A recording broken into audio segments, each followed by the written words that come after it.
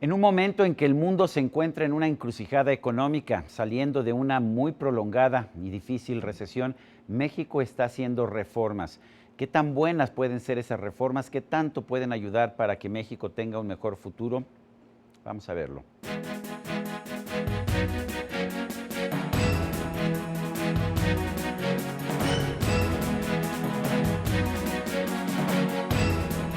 Jorge Suárez Vélez es un personaje inusitado en los medios económicos y financieros de México y del extranjero. Se dedica profesionalmente al negocio financiero, es un profesional en ese sentido, pero también es un comentarista económico muy relevante. Su libro Ahora o Nunca, la gran oportunidad de México para crecer, ha tenido un impacto notable dentro y fuera de nuestro país. Jorge Suárez Vélez, gracias por estar con nosotros. Gracias por invitarme, Sergio. Jorge, cuéntanos, hace un año escribiste tu libro, Ahora o Nunca. Vemos que el presidente Enrique Peña Nieto ha hecho una serie de reformas importantes, pero ¿son suficientes estas reformas en un mundo que está cambiando, en un mundo que está saliendo de una recesión, pero en el que hay muchos países que quieren atraer inversiones y, por supuesto, generar una mayor prosperidad?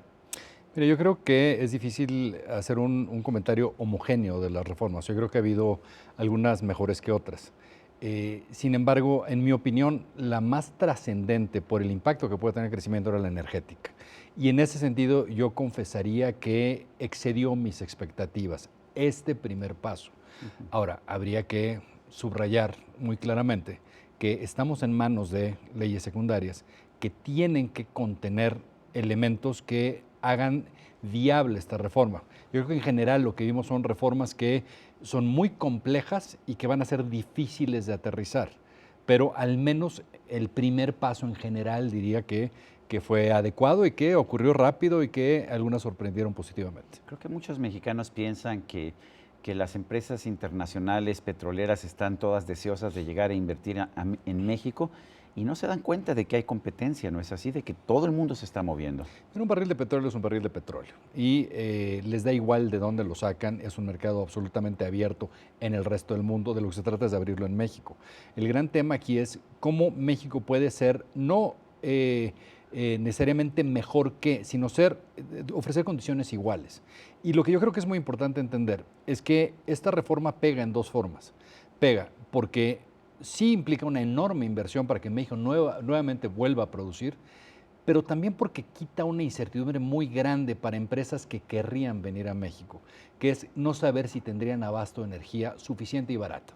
Y en ese sentido, entonces, si bien aún con una buena reforma energética no tendremos un barril adicional de petróleo en lo que viene el resto del sexenio, sí podríamos beneficiarnos de enorme inversión que venga porque sabe que va a haber abasto de energía. Y esto es algo muy importante, particularmente si vemos la enorme oleada de salida de empresas que están yéndose de Europa a Estados Unidos. De hecho, hemos visto algunas empresas, todavía no es una oleada, hemos visto empresas en México que se están yendo a Estados Unidos por una sencilla razón, porque te dicen, en México no tengo gas, es paradójico, pero no tengo gas y tampoco tengo electricidad confiable. Si tú ves el propio estimado de Banco de México, se dejan de producir 0.3% del PIB simplemente por no tener producción de gas. O sea, estás hablando que el año pasado el crecimiento hubiera sido sustancialmente mayor nada más con gas. Ahora, en ese sentido, fíjate, las que se han anunciado que vienen de Europa a Estados Unidos, Airbus, BASF, Siemens, Michelin, Royal Dutch, Rolls-Royce, todas están sacando plantas de Europa para venir a Estados Unidos por una razón nada más, que es que Europa está inmersa en esta política verde un poco fallida y un poco absurda, que fuerza la compra de energía renovable y que está encareciendo la producción. O que prohíbe, por ejemplo, la explotación del gas de esquisto, de gas de lutitas. Y, ¿no es así? y prohíbe, por ejemplo, energía nuclear, aunque la acaben importando indirectamente. Eso es un absurdo. Y por el otro lado, los costos se están desplomando en Estados Unidos por el gas de esquisto. Entonces, es de tal magnitud la caída o la diferencia en costo que no les queda de otra más que venirse de este lado del océano. Ahora, México con energía se vuelve una opción mucho mejor que Estados Unidos. Y bueno, si aparte tuviéramos un poco Estado de Derecho y mejor seguridad, entonces sí, esto es Shangri-La, ¿no? Pero bueno, ese es otro tema adicional. Cuando hablamos del petróleo, hablamos de finalmente una industria del pasado de alguna manera. La tecnología es la que está transformando el mundo y está transformando Los empleos. ¿Qué tan preparado está México para este nuevo mundo al que nos está llevando la tecnología? Yo creo del 1 al 10 como uno, ¿no? O sea, ¿Tan mal estamos? sí, mira, yo creo que hay una parte en la que estamos haciendo algo inteligente, que es que tenemos 500,000 de estudiantes en escuelas de ingeniería, lo cual sí es muy relevante. Ahora, lo que a mí me parece es que tenemos demasiada concentración en un tipo de educación que está enfocado en cierto tipo de título profesional, pero mucho menos en ofrecer habilidades concretas que serían mercadeables. O sea, si tú veamos el mercado en otro país, ves Estados Unidos, tiene 5.7 millones de personas que han salido de la fuerza laboral. La principal razón es que es gente no empleable porque no tiene esas habilidades. O sea, entre esos 5.7 millones no hay uno solo que sepa programar, no hay uno solo que sepa hacer websites, no hay uno solo que sepa estrategias de redes sociales. O sea, tenemos que meternos en esa tendencia mundial. O sea, a veces la gente ve reformas en México como si el resto del mundo estuviera estático. O sea, el resto del mundo va a una velocidad bastante rápida y tenemos nosotros que ir a una velocidad mayor para tratar de cerrar la brecha con países desarrollados. ¿Ayuda la reforma educativa a cerrar esa brecha en materia educativa? Del 1 al 10, 1. O sea, yo creo que es una reforma que básicamente está enfocándose en cómo contratas maestros, ¿no? Relevante, pero yo lo que quisiera ver es cómo carambas vas a hacer para educar a estos millones de jóvenes mexicanos de forma que vayan a tener acceso a trabajos dignos, de buena calidad. ¿Cómo carambas haces para incorporar esto que tú dices de tecnología, que es sin duda, o sea, estamos viendo una revolución que es tan importante como la revolución industrial inglesa, o sea, es de esa magnitud. ¿Qué estás haciendo para incorporar esos elementos en un sistema educativo? Y en ese sentido, yo creo que estamos a años luz de lograrlo. O sea, si tú ves los países que son los más exitosos educando, Finlandia, te dicen, el secreto está en los maestros. O sea, no importa si tienes una clase de 30 con un buen maestro, si tienes una de 10 con un mal maestro. ¿Qué estamos haciendo para tener buenos maestros? ¿Qué estamos haciendo para atraer a jóvenes profesionistas a que den clases en las escuelas? ¿Qué estamos haciendo para reformar la educación? Bueno, en este momento todavía, a pesar de la reforma, si quieres ser maestro en una escuela mexicana, aunque seas profesionista, no puedes hacerlo. Tienes que ser normalista. Tienes que ser normalista. Es absurdo. Aunque no seas bueno. Claro, y imagínate aparte lo que haría vamos a pensar un muchacho que esté estudiando física en la UNAM, o sea, se graduó de física en la UNAM.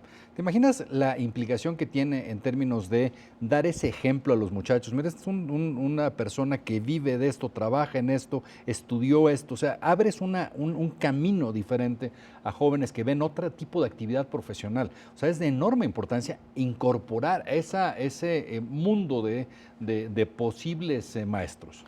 Tendríamos que aprender todos a programar, quizás, tendríamos que aprender más a fondo la tecnología.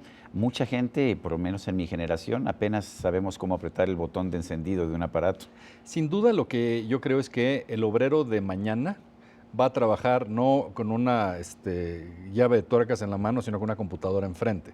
Si ves cómo se ha modificado la forma de producir cosas, o sea, yo creo que para entender la magnitud que tiene la revolución que está ocurriendo, hay que pensar cuántos discos de acetato tú compras hoy o yo. O sea, qué ha pasado con la digitalización de la industria de la música, con la de libros.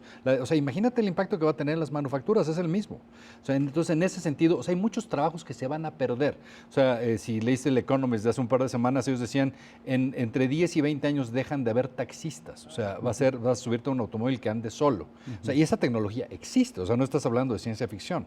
Entonces, en ese sentido, hay que tener mucho cuidado de cuáles son los trabajos que van a existir, pero algo más en lo que hay que tener mucho cuidado. No des pensiones vitalicias a la gente después de los 65 años, cuando está aumentando tu esperanza de vida. ¿Qué estás haciendo para que tu sistema educativo eduque a gente que sea capaz de movilidad, que tenga conocimientos en forma amplia, de tal forma que sea maleable y flexible? Porque va a tener que reinventarse varias veces en su vida profesional, que va a ser mucho más larga. O sea, ¿qué estamos haciendo para esas tendencias muy importantes que están afectando a todo el mundo? Estados Unidos está saliendo de una recesión, el mundo está saliendo de una recesión, nos dice el Fondo Monetario Internacional que este año tendremos un crecimiento de 3.6% a nivel internacional, Estados Unidos 3%. Estados Unidos apenas acaba de recuperar el nivel de Producto Interno Bruto que tenía antes de la crisis, en Europa todavía no se recuperan. Es una situación muy complicada. ¿Cuáles son las oportunidades y los riesgos para México en este momento internacional en el que estamos empezando a ver una recuperación, pero una recuperación débil? Sintetizando mucho lo que yo te diría es, Todas las causas de la crisis de 2008, una gran parte de estas siguen intactas, lo cual lleva a que, por ejemplo, continentes como Europa van a seguir teniendo un mínimo crecimiento en el mejor de los casos y eso se vuelve un problema político. Interesantemente, sin embargo, en Estados Unidos lo que estamos viendo es que se está recuperando crecimiento porque de repente esta revolución energética hace que las manufacturas se vuelvan viables. México está integrado. La reindustrialización de Estados Unidos estaba yo escuchando. La reindustrialización que tiene que ver con las dos cosas que hemos mencionado, energía y tecnología. O sea, los últimos 5 modelos de Volkswagen se han diseñado en Silicon Valley. Entonces, en ese sentido, cuando tú tienes ese nivel de desarrollo nuevo en un sector en el que ya estás integrado con México, esto es el mejor escenario posible para México. Por eso te digo, o sea, yo creo que fíjate, te voy a decir algo que pienso. O sea, si Estados Unidos crece al 3, lo cual yo creo que es muy probable, en México 2014. nos va a sorprender creciendo entre 4 y 4,5%. ¿Tanto así? Tanto así. Estás muy por arriba de Muy lo que por están arriba. previendo Ahora, los demás. la OCDE dice 3,8.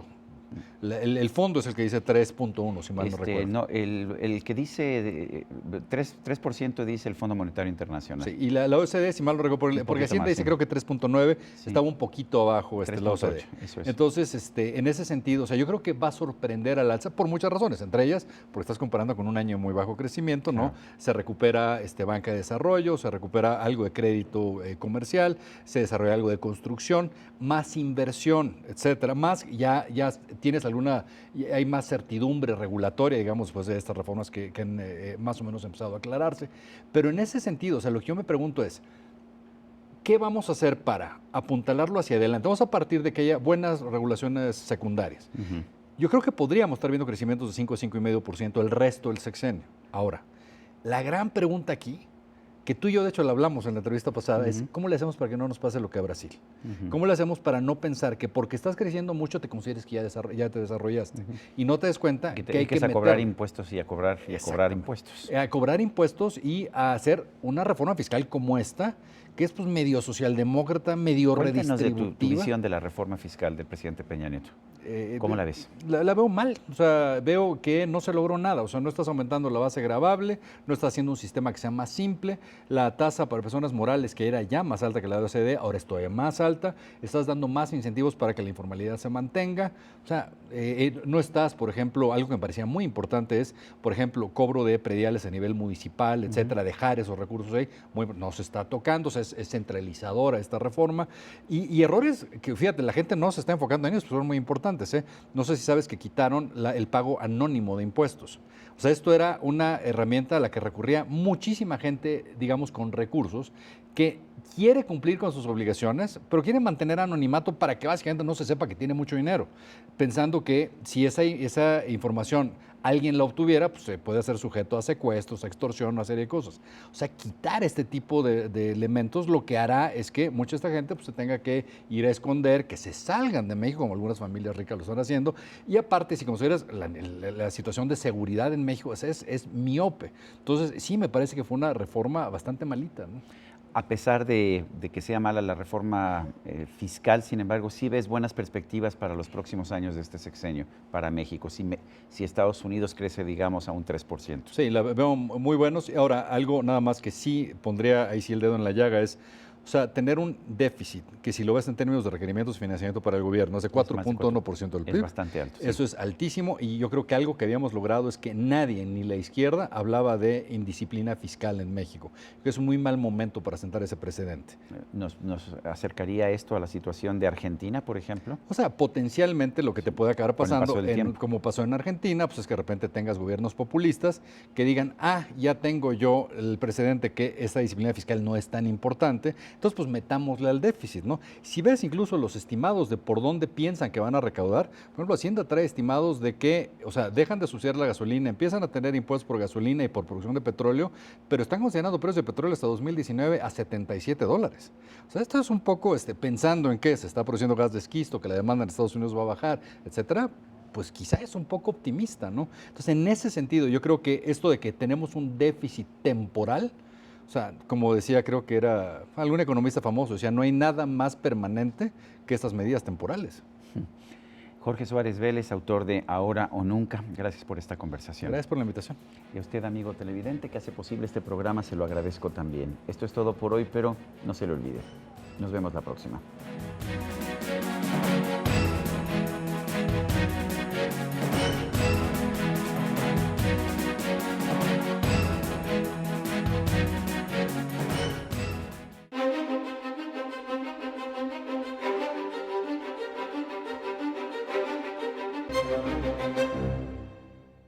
México-Cuba con aire mexiquense.